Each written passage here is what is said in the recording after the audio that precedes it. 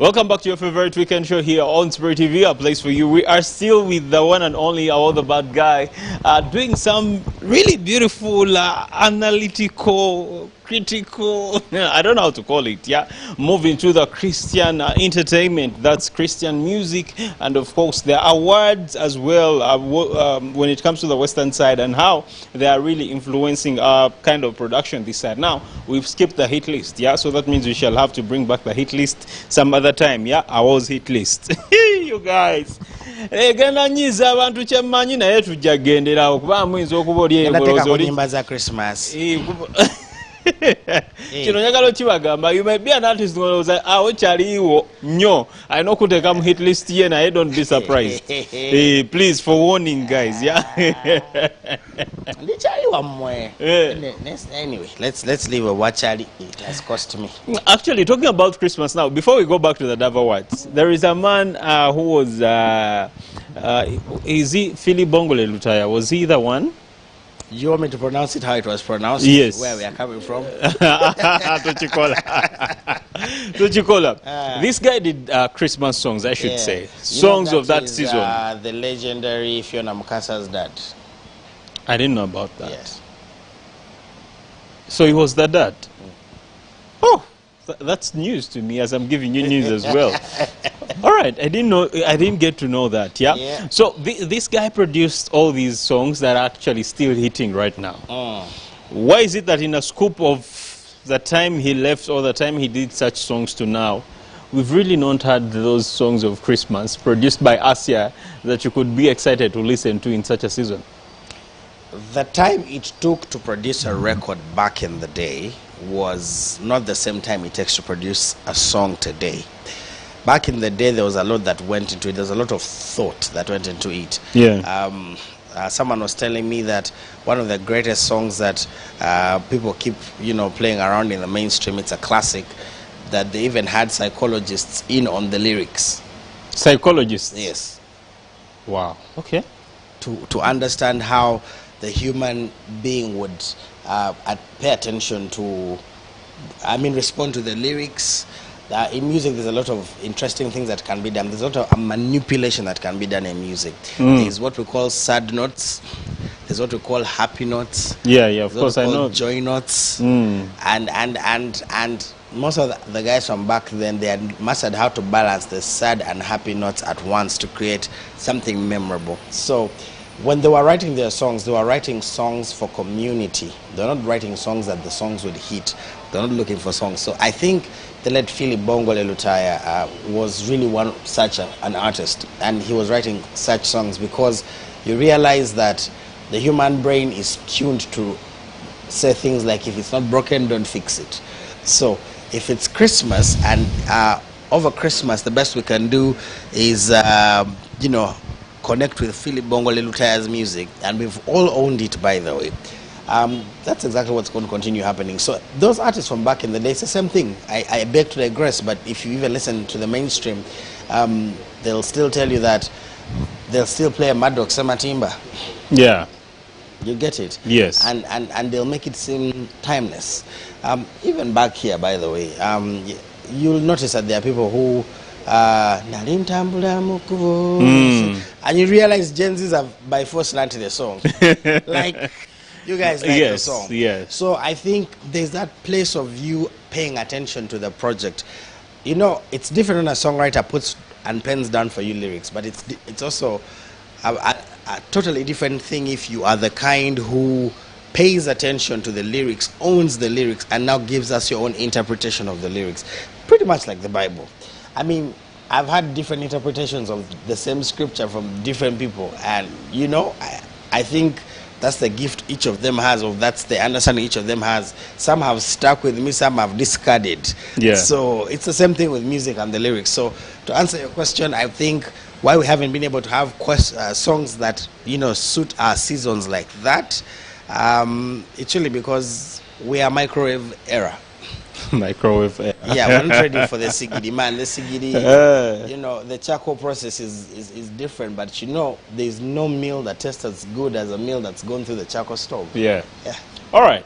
I mean, okay, getting back to the Dove Awards, 56, the time, the 56th. 56th. Yeah. 56th. All right. Getting back to this, well, we had quite a number of winners come through. I saw the hip-hop or stroke rap album of the year. It was taken by this guy who did a collab with Limo Blaze. Is it Harvey? Something like that? Hoovy.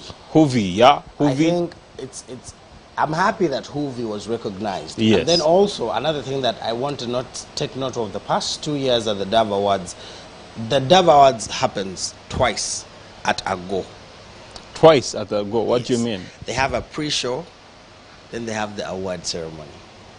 So there are people who are awarded in the pre-show. Pre-show, all right. Like, you know, Lawson is here, it's RGMA. Oh, artist of the year is, and we move on.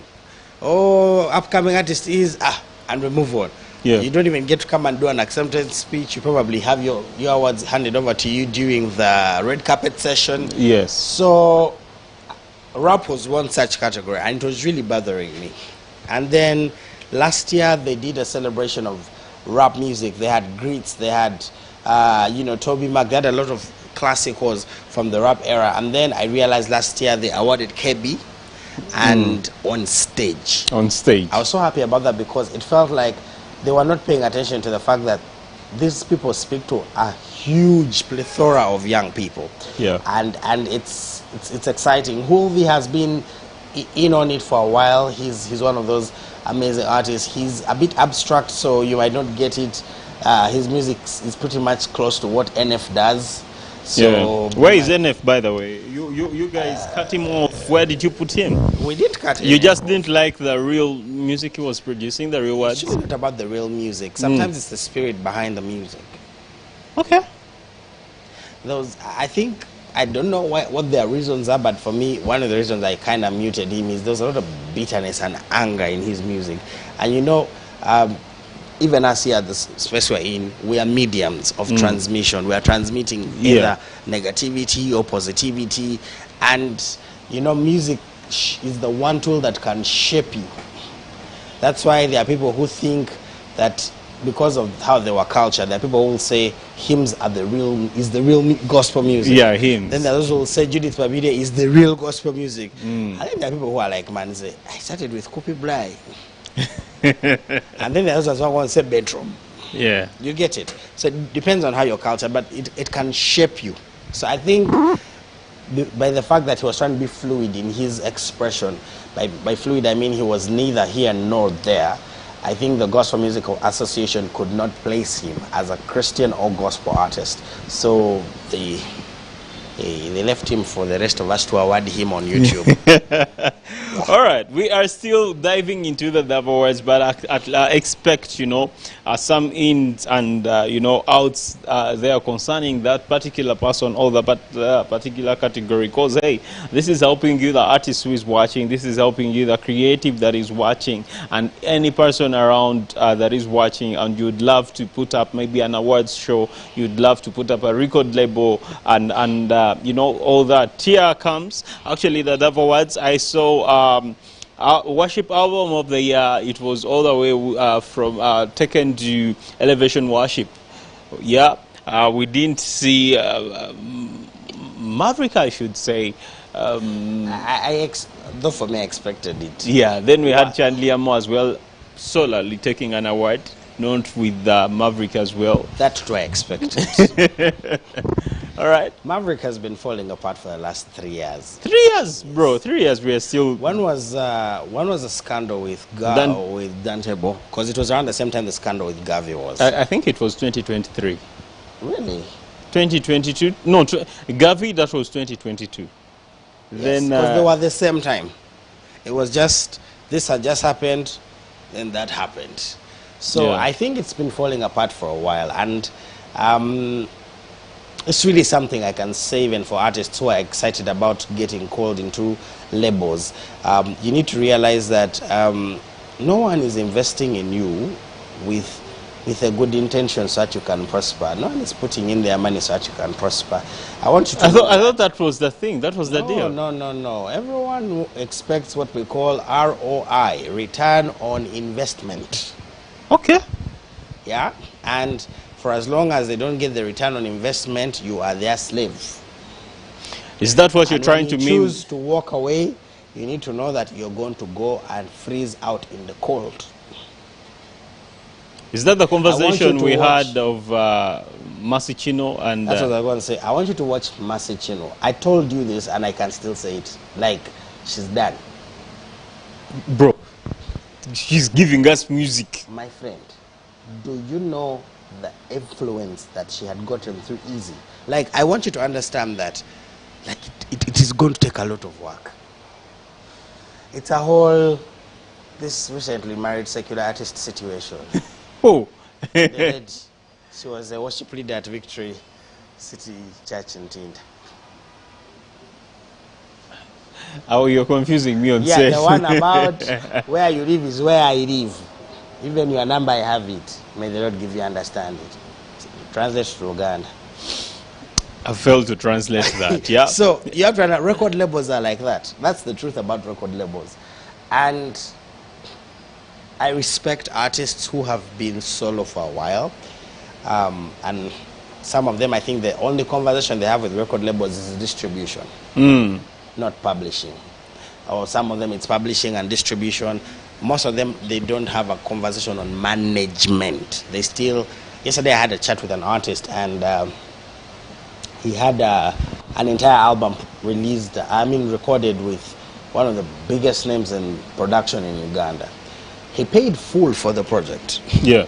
But then, while he was already given his projects, the producer has recently been entering his inbox to ask him for royalties. So he had come to consult, like, I'm like, well, do you have your receipts? Yes, you paid fully. That conversation is supposed to happen before you start paying. Yes. So it's business out here, guys. I'm just going to say it. That's how I tell people, let's be realistic. The problem is in the church, we're afraid to discuss business. Even pastors are paid. You might, even if you call it honorarium, it is still money. It is still in the pocket. They're not paid. They're just appreciated. They're paid. It's just that human psychology doesn't get it. They're just appreciated. It's money. All right. Okay, let me just say this. There are pastors who say, me, I don't charge. Right? Yes. Get a Chiwempe church to call them on a random Sunday. They won't come. Even if they do it 4 months before, they won't come. They won't show up. Because you don't have the money. All right. Guys, I don't charge for your MC, I know. You events, should charge. But you should appreciate me. No, you should charge. No, okay, you see, the thing is, the psychology of should an artist charge or not charge is just in the English, and it's in the manipulation of the statement. Because if Lawson says he doesn't charge for his work, but then Lawson shows up to your event with an Escalade, you're going to pay him, my friend. Like there's a way you guys are going to look for that money. Somehow you're going to be like, somehow you mafuta g'omusajja. Mafuta galiwa. Yeah. But then people don't understand. It's optics. Eh? Someone tells you, okay, I'll give you some info. Okay, I don't charge, but I have a group of 6 who I come with. We all fly first class. We sleep in 5-star hotels. We want to be driven in this and this kind of cars. I deal with that conversation a lot, so I know. So what happens is, even if the person tells you they're not paying, they don't want you to pay them. You look at the kind of life they are familiar with. You're like, man, they can't go empty-handed.